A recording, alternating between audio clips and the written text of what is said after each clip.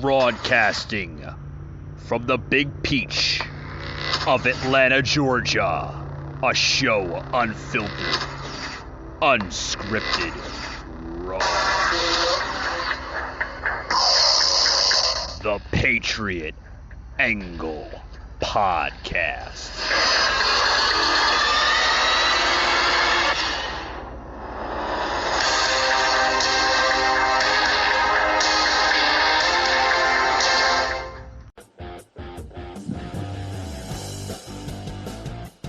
Alrighty, guys, welcome to another edition of the Patriot Angle Podcast. I'm your host, Michael Gardner, and this is a very, very special edition called Unfiltered with Michael Gardner. Joining us today, guys, we have Mike Goddard from Florida, and he is the host of Mike and Mike on a Mike podcast. How are you doing, Mike? Welcome to the show.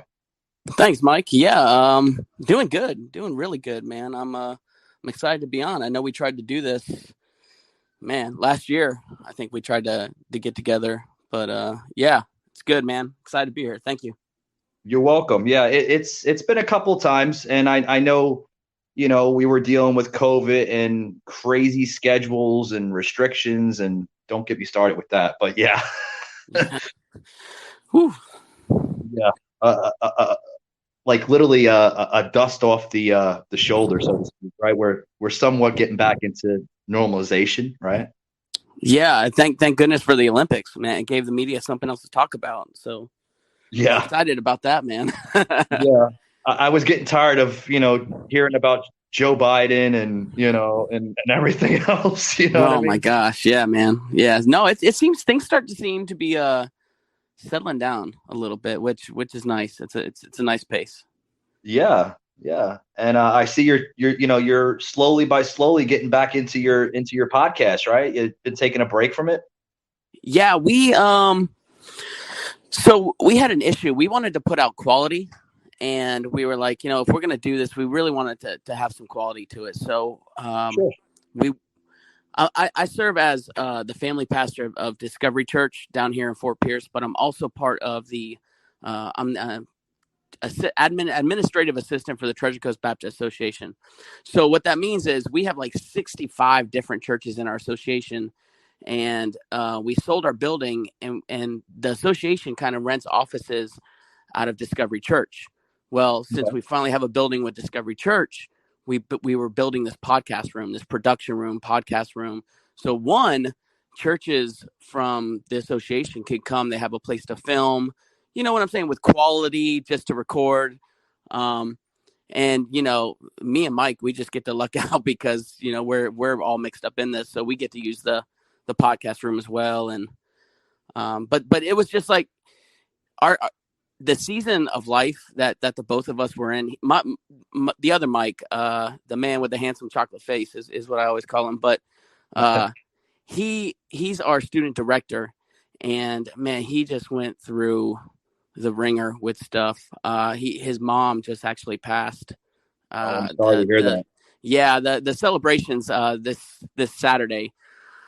But, you know, having to deal with that, and then he has a looming possible engagement happening, you know, him and his girlfriend he's been with a while, and just the pressures of ministry, and goodness, dude, it was a lot. So we were like, you know what, let's chill. But after the first year, let's really focus in and get serious about this. Absolutely. So you're basically broadcasting your podcast through the church there. There's a little studio that y'all set up. Right. So we have our little podcast room. And then we mostly use, just because I'm such a noob at this, man.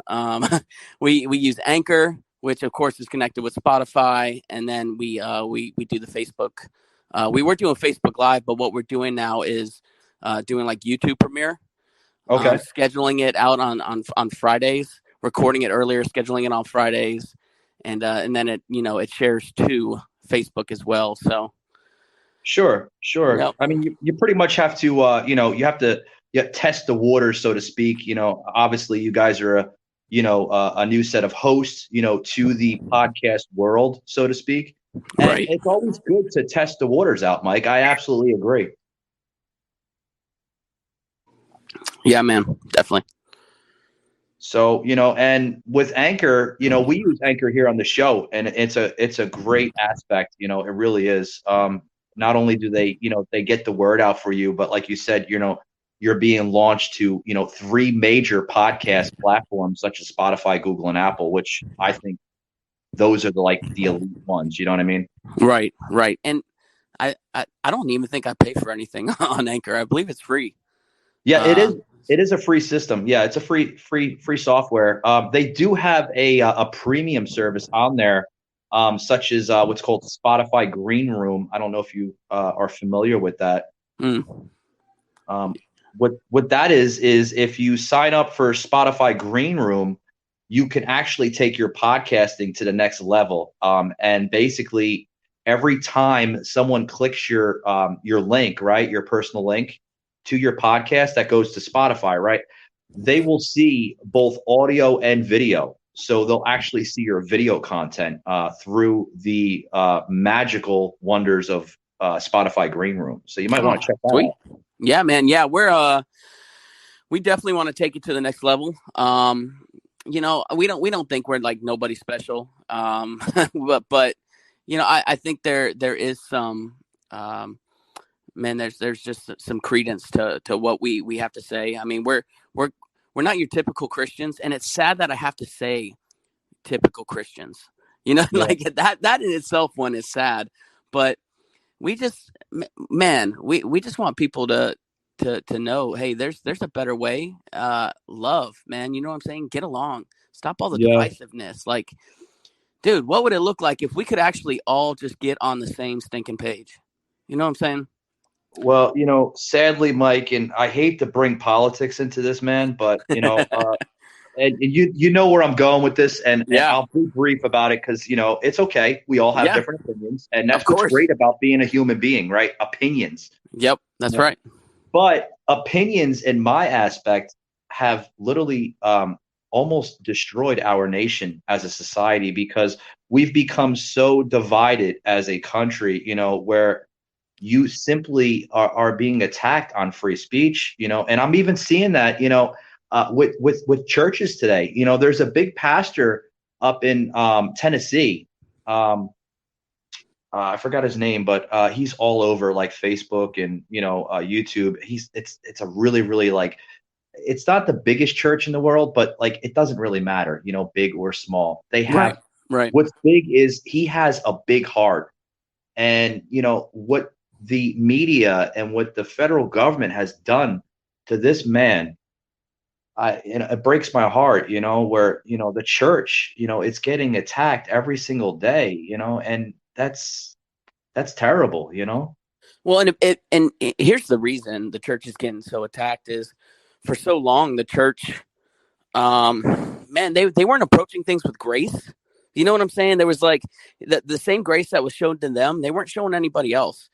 And so for so long, people had this idea that the church was this place where if you go, you're going to get judged. And you know what I'm saying? You better smell like them and look like them. You better have nice clothes. And we got a bad rap, man. You know what I'm saying? That's what threw me off, dude. When I was in high school, like I was forced to go to this youth group, man. And it was just, man, they were so judgmental and like nasty and mean. And I'm like, dude, Christians suck, bro. And so what the world sees is that's what Christians have. They have this agenda. One of the things that we really have done wrong, a lot of churches, and they think they're doing right, but they'll stand outside of these abortion clinics, okay, and they'll picket and they'll riot and they'll yell at these moms, these ladies who maybe were going to be moms coming out, and instead of yelling at them and like chastise, man, we should be there hugging them and saying, hey, how can we help? How can we serve you? Like, sorry, it got to this point, but what can we do? You know what I'm saying? Like, the world has seen us do some nasty things to people who are hurting. And it's like, I wouldn't want to be a part of that either. Yeah, I've seen this. And I mean, this is, sadly, folks, I mean, you're hearing it from the man himself, Mike, from, Mike and Mike on a Mike podcast. Mike, this is happening with churches today. This is this is not the church. I mean, this almost sounds like I don't know what to say. I mean, have politics intervene with spiritual aspects and religion? I mean, that's what it feels like. Most definitely. Look, you got we're not, whoever is president, whoever is in charge, like, we're supposed to honor them, okay? As Christians, we're supposed to honor them. We don't have to agree with them, but Lord knows there's been quite a few leaders that I just didn't agree with. But you should still honor them, right? And we're not supposed to get in the political game. We don't use the pulpit to preach politics. We use the pulpit to preach love, right, and forgiveness. We preach the gospel, and unfortunately, on both sides, man, it's crept in. And I was a little surprised, like, by Franklin Graham. I know his heart, but like, he was really big on the Trump train. And it was like, bro, no, that's not what we're supposed to do as Christians. Like, we're kind of like impartial when it comes to politics. You know what I mean? Like, but hey, it is what it is. And man, churches, a lot of freedoms that churches have are coming under attack, man. You speak about Trump, and the whole MAGA movement and stuff like that. Trump, let's set the standard right. Trump was no perfect person. There's only one perfect person, and that's the God. That's the man upstairs. And he wasn't perfect. Yes, he had a big mouth, and sometimes he should have controlled his mouth. Right, his mouth got him in trouble. Right, but doesn't that do it to all of us? All of us, our mouth gets us in trouble. You know what I'm saying? Exactly. But here's the thing. Like, I think he meant well, when he was president. I think he wanted to, turn the tides a little bit for the country, heal it a little bit, because, shortly after Trump took presidency, our country was still in healing, through the past administration and the division and, everything, we still are as a country. We're still healing. This kind of relates as a spinoff I just had prior to this episode. With Grace Hung. I don't know if you tuned into that, but we got into very much into this spiritual background, and wow, I mean, I was speechless. I mean, I let her talk more on that show than I did. I mean, she got into stuff that I didn't even know, like, our country needs to heal, and it is very much alive, and nature. She got into nature and the spiritual background and some religious, and she's a very, very intelligent woman. This woman lives in Costa Rica, don't know her, never met her, and she's been listening to the show. And I mean, we got into a conversation, Mike, where it was like, wow. I'm like, oh, I need a cup of coffee after this one. Yeah. Well, when look, man, I loved how much Trump loves this country. Like, you could really tell he loves this, and he wants to see this country prosper. I mean, like, he had some great ideas and stuff he did. Like, when he said, I'm going to do this in my first 100 days, bro, he did it in his first 100 days. You know what I'm saying? Like, he rocked it out. The only problem was the mouth thing, and like he was very combative, Yeah. Well, he was competitive, because he's a former New Yorker. Yeah. A former New Yorker such as myself. I mean, I get Trump. I know what he's like. I know the mentality of a New Yorker or somebody from New Jersey or the tri-state area. Because, I mean, I was born and, bred up in that area, so to speak, so I get the mentality. I get the competitiveness. I get the, the loud mouth and sometimes, talking over somebody. I get it, because it's, when you live up there, it's more of on a business angle than a, hey, let's be friends. You know what I mean? Like, that, it's always been like that, and you can go into like just about any type of business or industry up there. I mean, even churches, sometimes I'll say this, they are very competitive. Not to sound, harsh on that, but just the way they express themselves. They're more like, how can I say it? More energetic, the way they get into their wording. You know what I mean? Right. Yeah. all you guys, all you New Yorkers, man. I know plenty down here because Port St. Lucie is like the unofficial capital of New York. I think that's where all you guys decide to retire is Port St. Lucie. But so I have quite a few friends that are from New York, and it's like you guys are always on the defense. You're always ready to jump to the like, you know what I'm saying? Like y'all are in the ready, man. But hey, I love it, man. I you know, the world needs all kinds of people, dude. You know. Yeah, and we see that here in Atlanta too. Atlanta's full of what we call crossbreds. That's the new word, I guess, now or something. Where they, you know, we used to call them snowbirds, but they're called crossbreds now because they're coming from up north and they're resettling down in the South, whether it's Florida, Georgia, or, you know, Tennessee. Right. Yeah, we see that a lot. Like Atlanta's full of New Yorkers. Wow. That I didn't know that. Although I did go to Six Flags just recently, and it was you know, there were some pretty poor employees there, and they were all from New York. So, the one was that Six Flags over Georgia, bro. Something's going on with y'all Six Flags, man. Like we went over the winter break, like in between Christmas and New Year's, okay. And I understand, you know, stuff has to shut down for some reasons, but man, like you're talking about, like 5 rides were open, no one wanted to help anybody, everyone had attitudes. I'm like, and you know, look, we're in the theme park capital of the world. You know what I'm saying? Orlando is 2 hours from me. So when I go to a theme park, like I'm expecting Universal quality or Disney quality or even Busch Gardens, man. Shoot.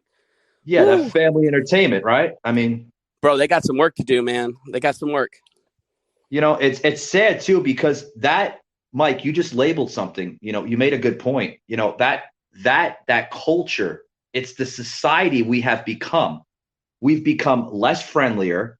COVID, really, whether you want to look at it as a, you know, a virus or sometimes, you know, what I've been calling it is like the ultimate plan, or a lot of the media, you know, conservative media has been labeling this whole thing as, you know, the great reset, so to speak, in our society, which, I mean, if you look at it, it really is. It's turning into that, you know, where it's dividing people, it's dividing families, it's putting hatred in people's hearts, you know, it's making people less friendlier, you know, like I just had on my show a couple episodes back, Brad from U.S. Freedom Fighters. And I'll get into that a little bit, you know, who they are and everything, because they are a very, very good friend of the podcast here and personal friends of mine that I've acquired over this last year. And, you know, even Brad, you know, the host of his show, you know, he had said, you know, back in the day, you would able to, you know, shake somebody's hand with a smile. Hey, man, how you doing? How was your week? You know, how's work going, family and all that?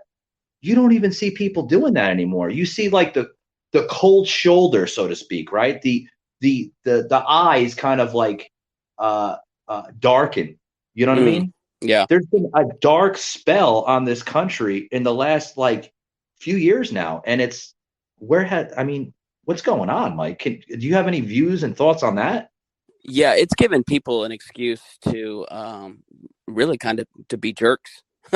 You know what I'm saying? To be impersonable, and I'm telling you what, introverts love this. Like the introverts are having a ball because they get to wear masks, they get to, like, you know what I'm saying? Don't talk to me. But then you have those extroverts out there who crave being around people. And so one of my best friends, our lead pastor, Tim, he's an extrovert.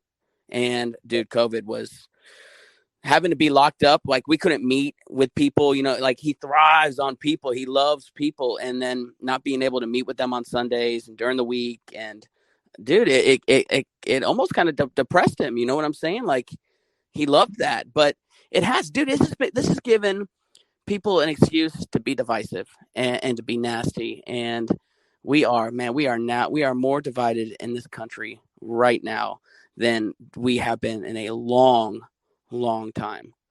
You know, a lot of people are starting to say, you know, like the times that we're living in right now, you mentioned the word divided, right? You know, we have to be more united than divided, right? And we're not seeing that. I think our society is more divided now than it once was in the early 1900s, the 1800s. And a lot of it is being influenced through through social media, through the mainstream media, through the internet, right? Politicians influencing this. Excuse me. Yep. Your Nancy Pelosi's, your your AOC's, your everybody.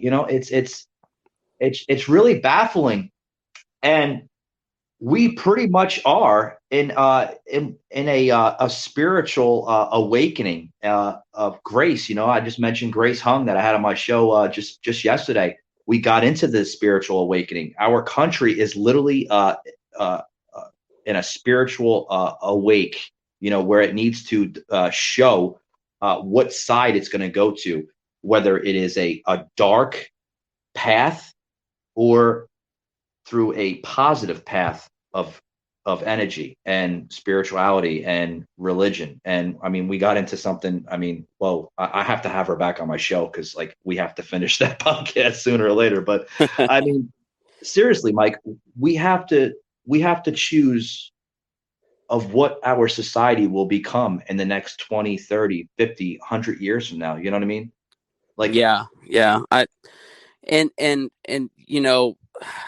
It's crazy. It's really woken the church up to that as well. Here's the sad thing though, man. The Bible says it's going to get worse before it's just going to continue to get worse before the end times. And man, if you look at the span of just how we had a couple spikes, when I'm up some ups and downs, but this is a huge decline, like over the last 30 years. I mean, just think about that. It's crazy. With not only that. Now, look, I'm not a big naturalist with global warming and all this stuff. I mean, I'm sure we have some huge effect with some of the junk we've been doing. Yes, right. Of course, we have an effect. But man, with all the natural disasters, dude, it's been insane with all these storms and fires. And is California still burning? Are they still on fire? I don't mean to laugh about that, but just I'm the way just saying, you said that, they've been burning forever. I don't even know if they put the fire out yet. California, to be honest with you, Mike, I don't even look at that as a state anymore. I look at that as a country. The way their politics in California, my goodness.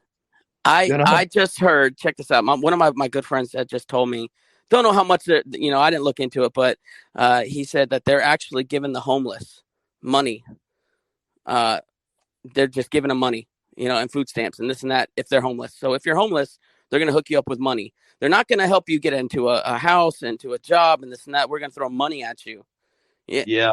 How backward is that? You don't treat, if my leg's falling off, you don't put a Band-Aid on it. You know what I'm saying? Well, that's what we become. We become a Band-Aid society. We Band-Aid everything in life today, Well, let's fix why this is wrong. Why did your leg get blown, fall off or whatever? Why did and let's fix that instead of just instead of just putting a Band-Aid on it and hoping it goes away. Dude, look, I just recently I cut the mess out of my thumb and it would not stop bleeding. I put Band-Aids, I put all this stuff, man. Finally, I just had to put some pressure on it. And just keep holding. And maybe that's what we need to do in this country is put a little bit of pressure and just keep holding. You know what I'm saying? I hear you. And you mentioned homeless, right? Yes, we're supposed to take care of our homeless, right? Of course. But the way we're taking care of them is not necessarily the correct way. And this is what I see. I can recap on that. Obviously, homeless is usually a big issue in, inner cities, right? Mainly, Democratic run cities, right? Portland. Yeah. We see that here in Atlanta. We have a huge homeless problem. And we just had a political shift, so to speak, in our city with the former mayor, Keisha Lance Bottoms, stepping down as mayor. And we have a new mayor here in Atlanta, and he's okay. I don't want to say his name because it's really, there's no like, yeah, he's good, like, no, he's, yeah. I have comments on him, but I'll keep it like that. But anyway, like our homeless here in Atlanta, it's gotten worse, where they're literally taking over the streets. I mean, you go to I'm sure you've been in Atlanta. I've seen that on your podcast episodes where you actually drove through Atlanta into Tennessee and all that, and we'll get into that in a little bit. But the Midtown area of Atlanta, beautiful, Mike. Probably the most elegant area of the city is Midtown Atlanta. You see five-star restaurants, prime rib that are like, $60, 80, 90, $100 plates. People pay good money. A lot of these folks coming from Buckhead, which is, your other elegant area where you have rich and famous people living, celebrities, movie stars, such as that, come into these restaurants. They can't enjoy a meal because the homeless are, camping right in front of the doors. Yeah. Where there's we drove through. I think it was the downtown area. There's a huge mall. Turner Field was a little bit before. It was huge. On our way to Six Flags, and under this big bridge connecting thing with all these roads, and it was a homeless camp. Man, I mean, it was tons of tents, and I was blown away. I was like, good night, man. I didn't expect to see that, not off of 75, right? Area. Yeah. Right off of I-75. Yeah, you see all the tents, and it's sad. It really breaks your heart because there could be so much more done to prevent all this, through counseling, through mental health evaluation, through the spiritual guide. There's countries that actually do exactly what I just mentioned. And I mean, the countries that you see, the homeless problem, they don't have any of that. Sure, there's homeless all over the world. I mean, you have homeless people in Israel, you have homeless people in the UK, you have homeless people all over the world, but the amount of homeless people isn't nowhere compared to what we have here in the States, Yeah. And it's insane because we're such a rich country. You know what I mean? We have a lot. And let's just put it that way. We have a lot, and we have the opportunity to provide a lot. And and this is what I talk about, talking about loving people, man. Love that person. Have a genuine love for that person and really help them out. Don't just throw money at a problem and expect it to go away. Dude, that's how it grows bigger. Just throw money at it. No. It takes people. It takes it takes sacrifice.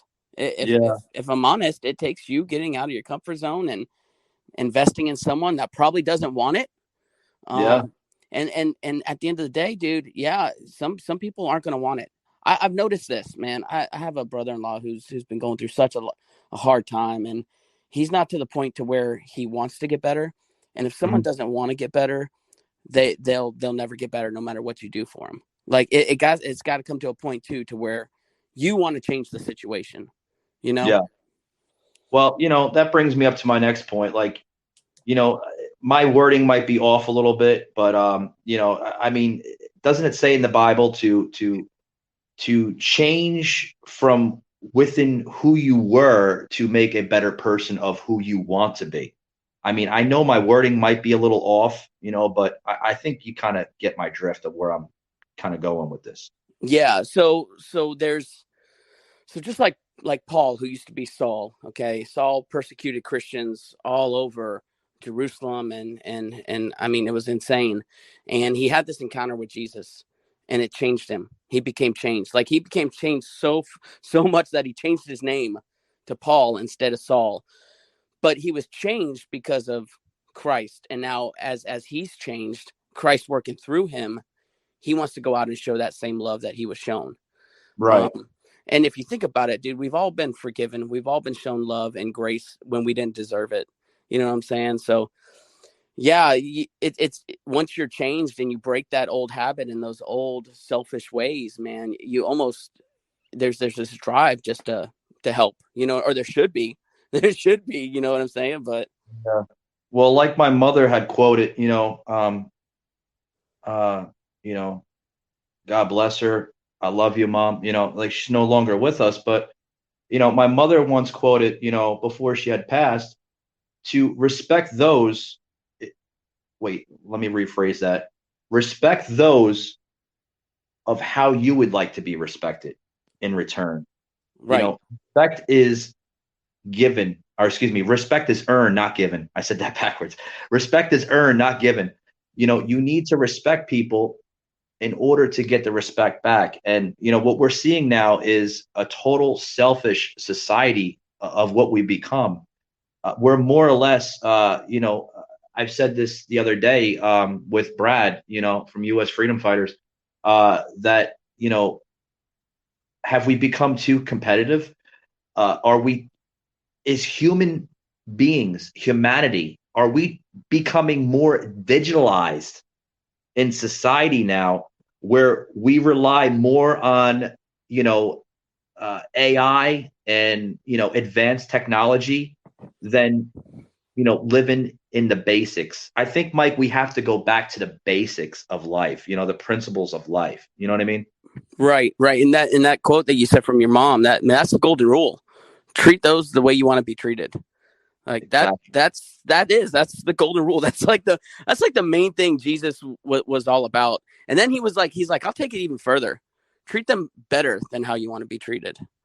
Yeah. Like, could you imagine if we all just treated each other better? Like if we all served each other, you wouldn't have to be like, where's mine? No, it's coming around. And you don't do it because you're waiting for the comeback. No, you do it because, man, you just want to bless somebody, Yeah. Absolutely. But as far as the digital age, man, that's taken the whole personal touch out of everything. And I find myself wrapped up in it too. If I want something, I may not necessarily go to Walmart and get it. I'll order it on Amazon and get it the next day. Just because, man, sometimes I'll be up in Walmart and it tests my faith. You know what I'm saying? Like my testimony is coming under attack. Like, Yeah. I don't know what it is about Walmart, peeps, but good night. But you know what I'm saying? So I don't have to interact. And this is the way I think everyone's gotten. So we don't have to interact with people. Yeah. What can we do from the computer? What can we do? And then COVID just like pushed that way over the limit, because it was like, that was your only way to do things. Yeah. Yeah, pretty much. Hold that thought, Mike. I got to take a quick break. We'll be right back, guys. We have on the show today Mike from Mike and Mike on a Mic podcast. We'll be right back, guys, after these words. Don't touch the dial. Hulu has live TV. Hulu has live sports? They do. Hulu has live news? That is correct. And Hulu also has Live talent show. It also has over 75 live channels. Flip like cable, stream like Hulu.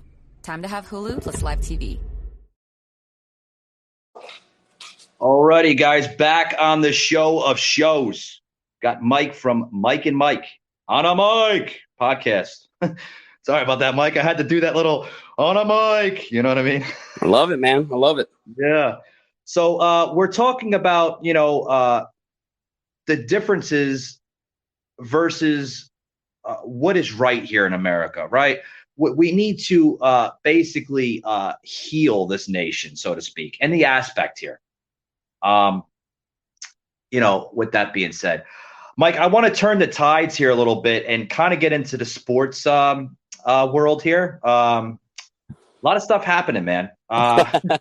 What's your insight on the whole Aaron Rodgers story?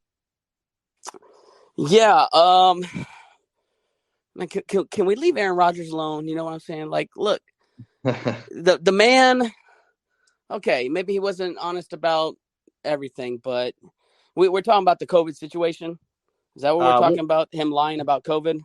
Well, yeah, we're talking about we're talking about a mixture of things with Aaron Rodgers. We're talking about the COVID thing, retirement looming. Yeah, obviously, he kind of touched on that on the Pat McAfee show. If you've seen that, where he was like, that dude's interesting, man.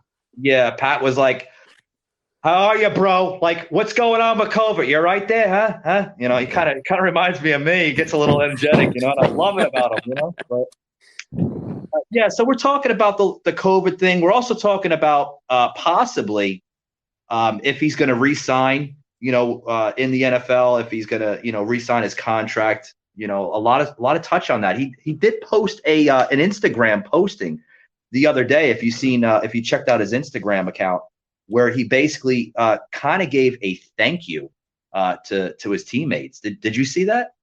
I didn't. I can tell you where he's going to go though if he does go somewhere. Maybe it's just because I'm biased, but he'll probably take Tom Brady's place over in Tampa and win one more Super Bowl with the Bucs. You think I called so? it. Just say I called. No, and I'd love it if he did that. You know, I'm a huge Bucs fan, but who knows? Maybe he's thinking like, okay, so if Brady can do it, can I do it? You know? So he wants to be like Brady 2.0, pretty much. You know, there's a lot of talk. Brady's the GOAT, rightfully so. 3 decades of championships. You know, a championship in 3 decades. That's crazy. But Aaron Rodgers, I feel he probably feels it too. Like they kind of look him over. And he's done a good body of work. Is he a Tom Brady? No. But what would it say about his legacy if he could go to a team and take them to the next level, you know? Yeah. Yeah. Well, he's definitely dominated the league, such as Brady. I mean, you know, he's going to go down as probably one of the all-time greats along with Brady, you know, Terry Bradshaw. I mean, you know, the Eli brothers, Eli and, you know, Peyton. He's going to go down. Yeah, he's going to go down as one of the greatest. You know, he definitely holds a spot in the NFL Hall of Fame. Yeah, without a doubt. You know. Yeah. And he gets attacked unfairly. You know, I mean, let's give the guy a break. You know what I'm saying? He's out there busting his butt. Well, check this video out here, guys. I want to plug this video into the podcast here of Stephen A. You know who I'm talking about on Aaron Rodgers. Yeah. Oh, yeah. Big Mouth Steven. That's what I call him. But, check this video out, guys. Nobody's throwing any shade on that. But once you come back into this realm and you start talking about your future and you're treating it like it needs to be headline news, like a soap opera leading into what's Aaron Rodgers going to do? What's Aaron Rodgers going to do? Then we're entitled to say, okay, let's look at what you've done. And the last time we saw you, Jimmy Garoppolo, porn star Jimmy, walked off a Lambeau Field with his hand raised at your expense. And I understand it wasn't him. It was special teams that did most of the damage. Special teams of Green Bay, really, which was ill-prepared all season long, Matt LaFleur. But in the end, it still came down to Aaron Rodgers couldn't get 14 points on the board in a playoff game, and for the 11th consecutive season, he went home. That is not somebody that we should be sitting back here every day talking about, what's Aaron Rodgers going to do? What's Aaron Rodgers going to do? What's Aaron Rodgers going to do? Hell with it. Do it. What's your insight on that, Mike? Look, man, I'm not a huge Stephen A. fan. All right. I understand his job is to get a response. Okay. Right. To elicit a response. Honestly, man, I almost kind of agree with him on this. It's like, do we have to make this into a soap opera? You know what I'm saying? Like what they did with LeBron James years ago with his decision, and we're going to televise it live. And it was like all this drama that was unnecessary too. You know what I'm saying? Bro, you guys are playing a game. Yes, we love the game, but you're playing a game. Okay. It's not like you're deciding on which country you're going to go into and serve all the homeless, or, you know, it's not even that. I'm just saying, like, yes, make up your mind. Let's not drag this out. When you're ready to tell us, let us know, you know, but what happens is the media is like, no, we got to play this out. This is news. People are interested in this. Yeah. And you notice how Steven hadn't really, plugged in the whole COVID thing. I think they're done with the COVID. You know, like, you know, yeah, he should have, came clean with the, if he was vaccinated, if he was unvaccinated, did he have COVID? he lied to the American people. He played football and had COVID. He's killing everybody. I mean, that's what you've seen on media. All right, guys. I hope you enjoyed today's podcast as Mike and myself were chatting about, politics, the cultural divide, sports, and the Word of God. Hope you enjoyed today's podcast, guys. It's been a privilege and an honor to have Mike on the show. With that being said, guys, thank you for tuning in, and we'll see you on the next one. Remember, guys, you can follow Mike on his podcasts, Mike and Mike on a Mike podcast. He is on Spotify, Google, and Apple, as well as following him on his church. He is a family pastor at Impact Discovery Church in Fort Pierce, Florida, which will be in the show notes. Thank you very much for tuning in, guys, and we'll see you on the next one.